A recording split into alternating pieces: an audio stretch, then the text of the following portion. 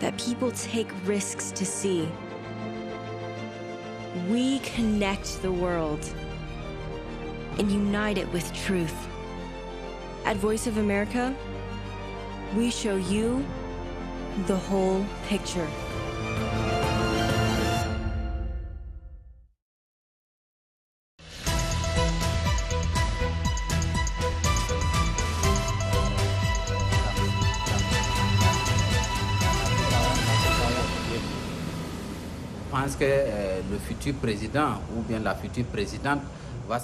We believe that the future president must work to strengthen relations with various African countries, while at the same time bringing American policy in Africa back to the forefront. Given that there are other players appearing on the scene, including Russia, which has influence over 3 West African countries, Mali, Burkina Faso, and Niger.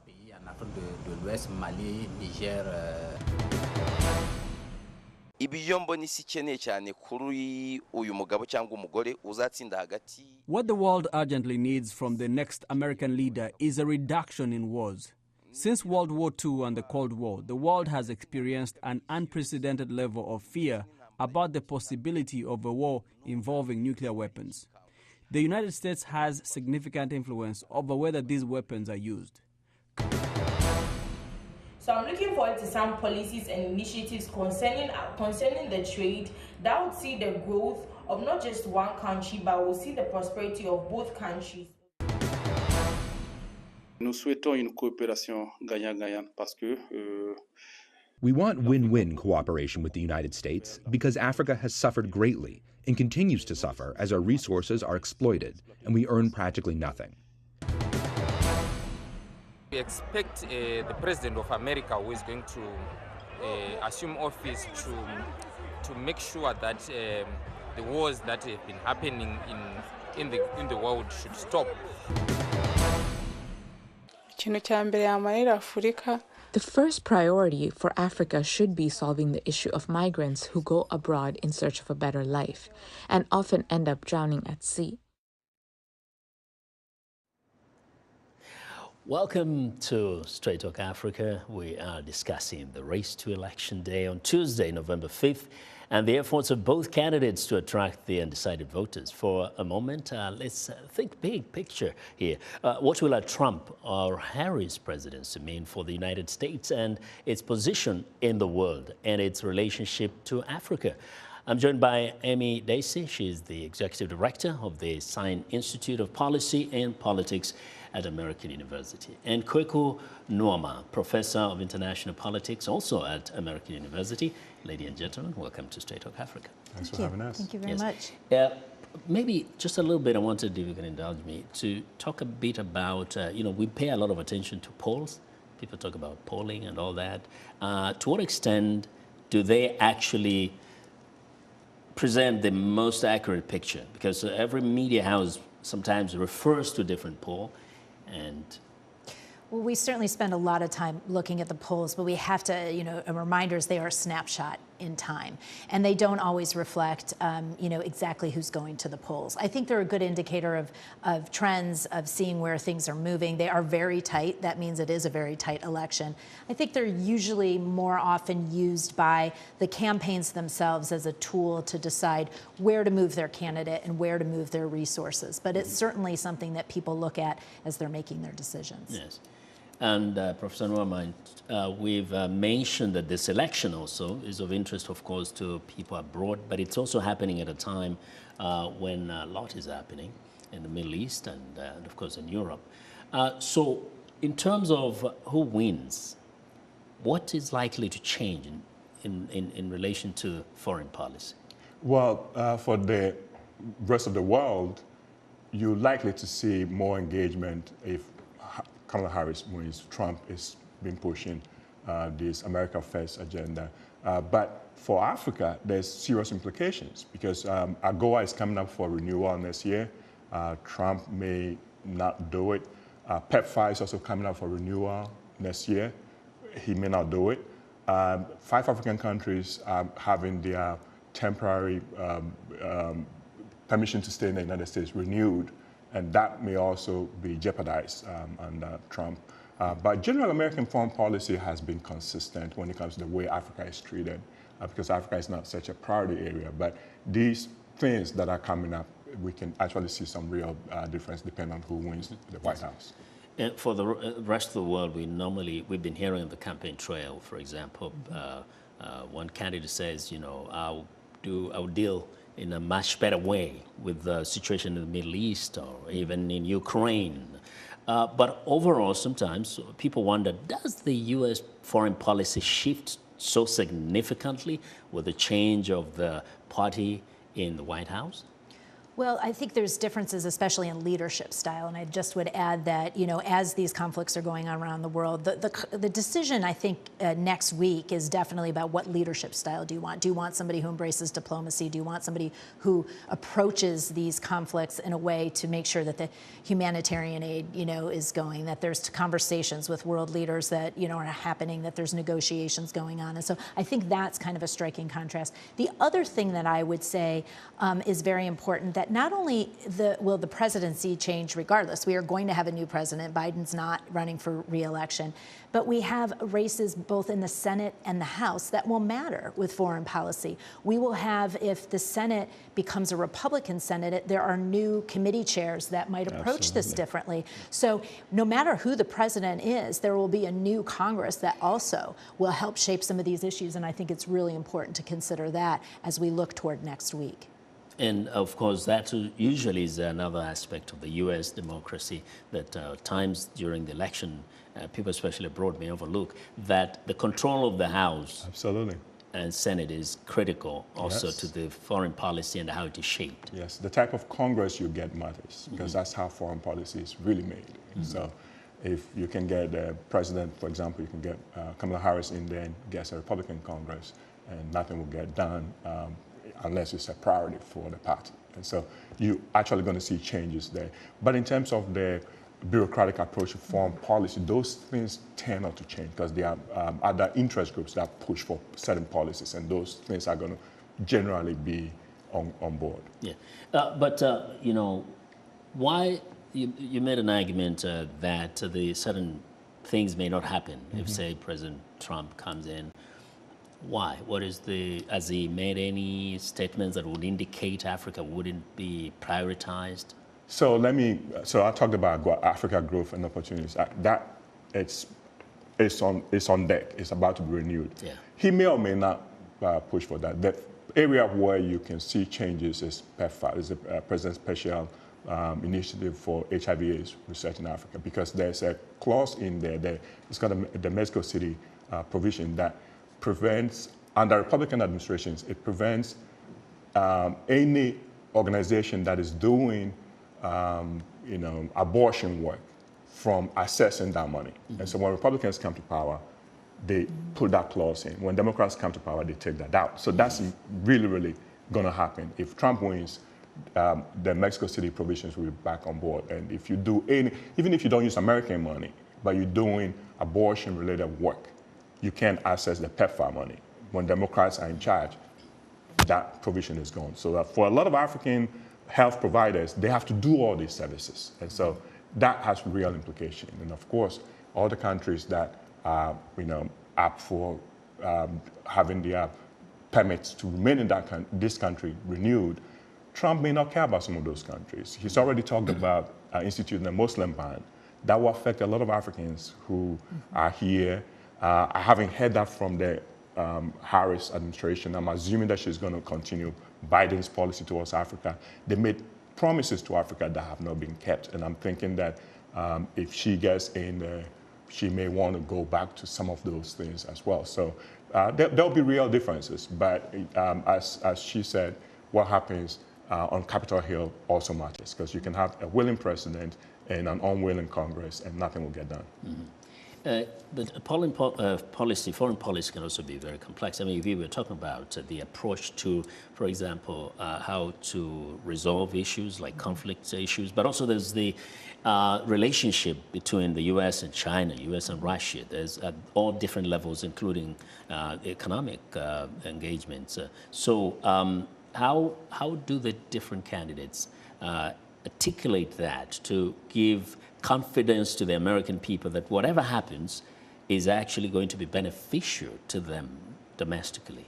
Well, I think it's important that they, you've seen Kamala Harris use the themes of certainly freedom, of moving forward, of talking about some of the values-driven propositions that really will help people understand what her vision is for moving forward. But at the same time, say that they are, she's committed to definitely economic strength at home, to making sure people's day-to-day lives are really, empowered and that they're focused on that.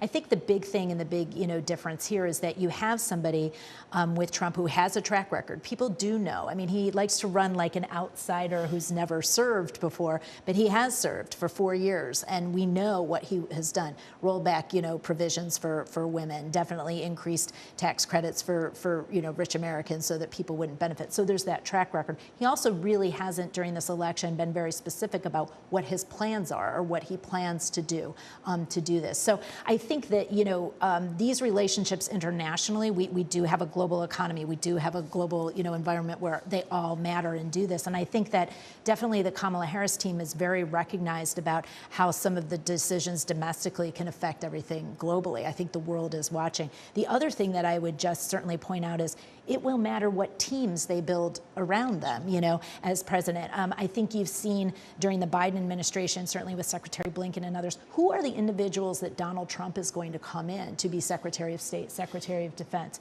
head of Treasury. These are important positions that also affect global relationships and what happens in the world.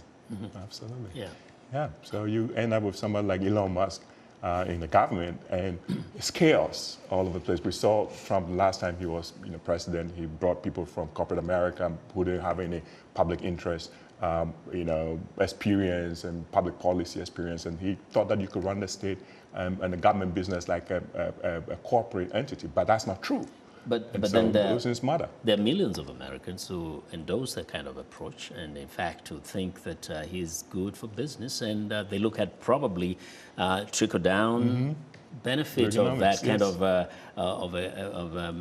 model of economics. Yes. So what would you say to those? And they'll say that things used to be better then than now. I mean, from their perspective. And I don't think that most people understand how the economy really works. And again, a lot of what people give Trump credit for is actually the recovery that started under Barack Obama. He took credit for it. People forget that when Trump was leaving office, you couldn't buy toilet paper in America.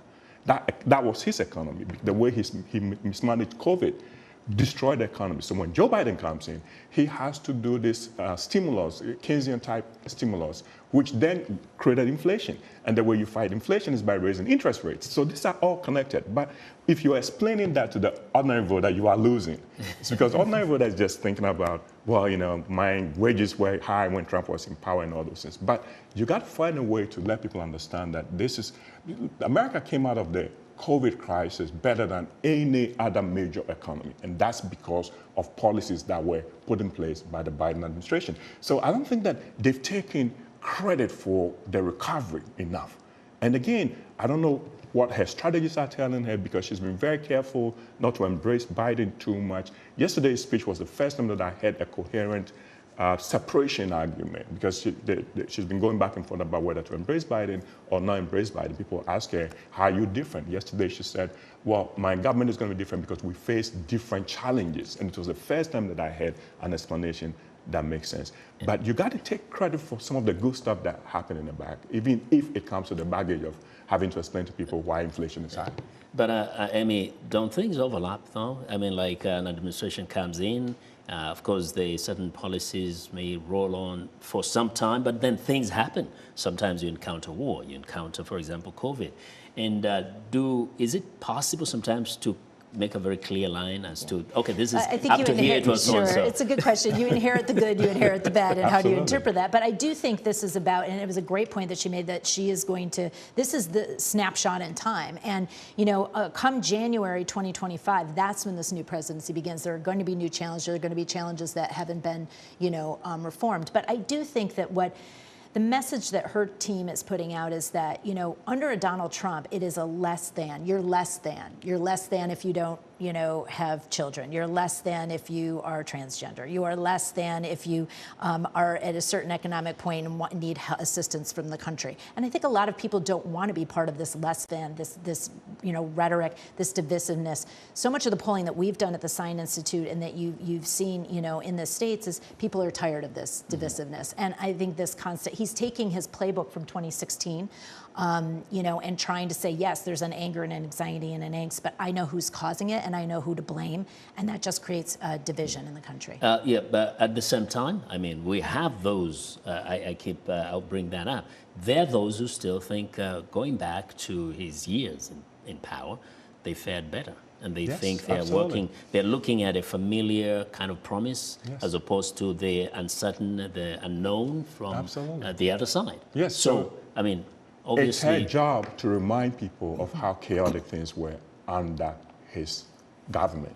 I remember seeing him on TV telling people to drink detergents when COVID was raging. Yes. It's her job to go out and remind that this guy, he's been, found guilty 34 times. He's on tape soliciting a bribe from the president of Ukraine. He's on tape trying to rig an election in Georgia. But for the voters, all those things. For some of the voters, they would, of course, point also to the things that happened in the past, that the Democratic candidates were accused of, including, of course, say, way back with Hillary Clinton. And all. So isn't it just kind of a question of how the voters perceive what is seen as the wrongs of the other side, and how they can balance that with what they see as beneficial policy from any candidate? Well, all campaigns are a conversation with voters, and what changes is who's having the conversation, what the conversation's about, and what tools you're using to have that conversation. But in this conversation that we're having here in this 2024 election, yes, there are some people who do think that they, lived in a better environment, with Trump. Has he hit a ceiling? Is he only reached the number of voters that he can? You saw things that you don't always see. You saw very high-level Republicans and Republican operatives, lists of over 200 say, this is not the country I want to live in, this is a direction. His own people who, worked for him said that, he's dangerous. I think the other thing that we haven't mentioned yet, but will play a huge role in this election is the gender gap. She needs more women to vote for her, and she's seeing, large quantities of women that, are supporting her. More women will vote. They did traditionally vote in larger numbers in 2020. And the issues that are resonating with them are around abortion, around economy, around stopping this rhetoric. So there are pockets of opportunity. It does boil down, because we have an electoral college system, to 7 states that will matter in the math. But as you're talking to those pockets of voters, I do think her speech last night, she understood the assignment last night and really talked through some of these important things to try and close this deal, try to get people out to vote. She had to remind her supporters that you still have to vote. Like, a promise to vote is not an actual vote. Please go out and vote. And I think that happened. But also, she was speaking to everybody. And the mere statement that if I win, I will represent all of you is very important. Because I think Donald Trump, that was really one of the first times that I saw a president who only feels like he represented the people that voted for them. And that's very dangerous in a democracy. Absolutely. Well, thank you very much. We have to leave it here. Thank you both for the thought-provoking discussion. We appreciate your time. Amy Dacey is the Executive Director of the Sine Institute at American University, and Kwaku Nuamah is a Professor of International Politics, also at American University. Thanks to our affiliate stations for broadcasting Straight Talk Africa across the continent. Check out Straight Talk Africa on social media. Like us on Facebook. Follow us on X. Watch us also on YouTube at VOA Africa, and let us know what you think. I'll see you next time.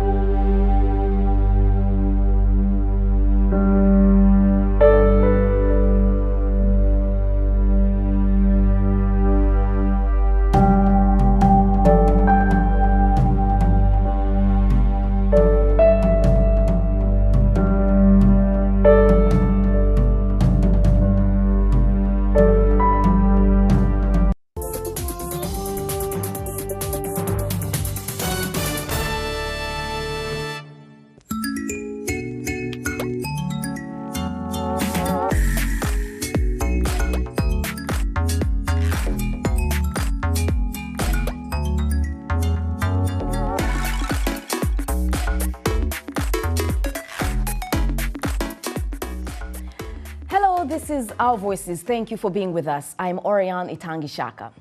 Women are leading change for a safe and prosperous Sahel region of Africa.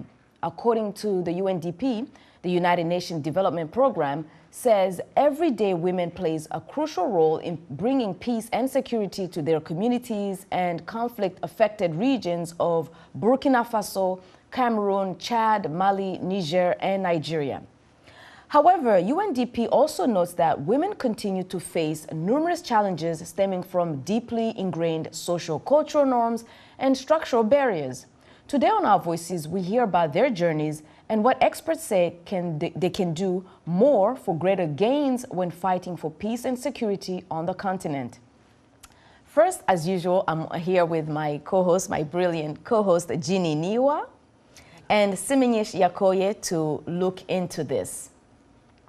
And I'm going to begin the question with both of you ladies, but also with our viewers who can also participate online. History tells us that African women have always been instrumental in peace building in their countries, yet today they make up less than 10% of peace negotiations globally. So today we will talk about some of the great things they are doing to bring peace in their countries and ask if they are taken seriously as legitimate agents of change.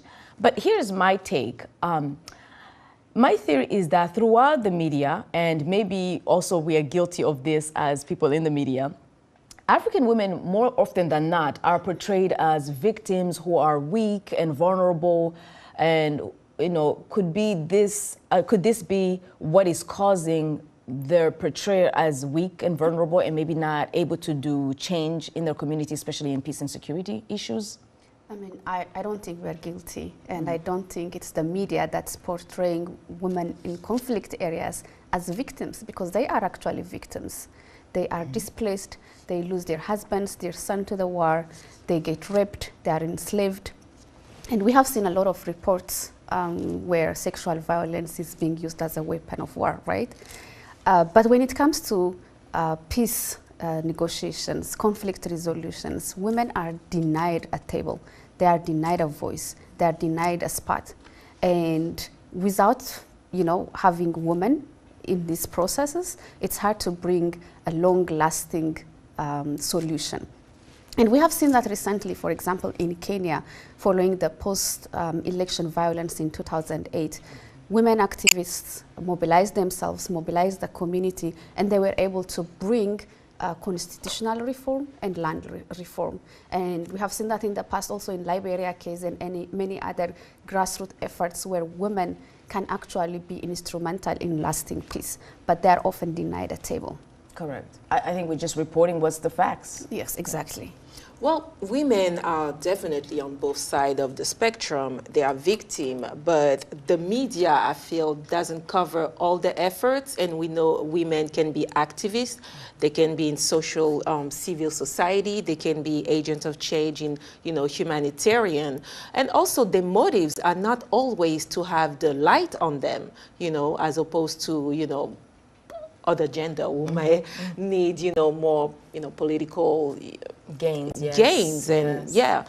So maybe that's where we are guilty. Right. We are not really showcasing the grassroots efforts women make, and the impact they are having in their grassroots communities. Absolutely. That's where we fail, because we don't highlight that. And I think especially for the Sahel, I mean, I rarely, except for the fact that I understand French and I can tap into the news in French, but we don't hear a lot about what they're doing to bring peace. So maybe we need to do a little bit more, and we're doing that today by talking about what they're doing. So due to the crisis affecting Burkina Faso, women have decided to fully engage in the search for peace. Through local associations and initiatives, women of all ages have become change makers, fighting for the return of peace, cohesion, and stability in the country. Let's hear how these Burkinabe women are leading their battle to promote peace in this report made by Gildas Da in Ouagadougou, Burkina Faso. The organization Women, Peace and Security in Burkina Faso has mobilized more than 250 women to generate messages advocating for peace that are posted on social media platforms. It's one of the many women's associations that work to promote peace and conflict prevention. Et je pense que dans chaque famille, in every family, there are women and young girls. So if women understand that they can be actors in everything related to conflict management and the inclusion of values, we can inspire a generation that will come